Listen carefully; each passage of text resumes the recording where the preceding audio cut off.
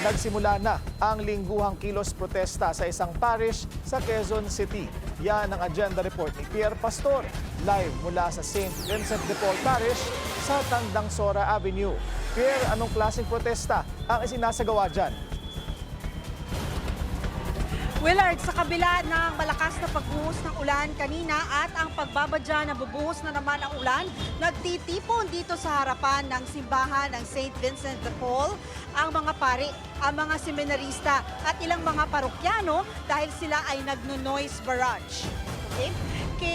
Kinakalampag ng St. Vincent de Paul Parish at St. Vincent School of Theology ang gobyerno na magkaroon daw ng tunay na paghahanap ng accountability sa laganap na korupsyon sa bansa.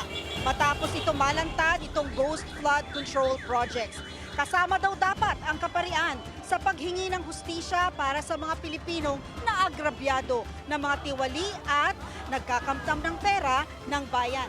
Dapat nila may transparency sa pagpapanagot sa may sala at walang ikukubli o poprotektahan. Willard, ayon kay Father John, hindi daw sila titigil hanggat hindi napapanagot ang may sala o ang mga kurakot. At magpapatuloy sila every Friday na mangangalampag dito sa harapan ng kanilang simbahan. Willard? Pierre, hanggang ano oras ang noise barrage dyan?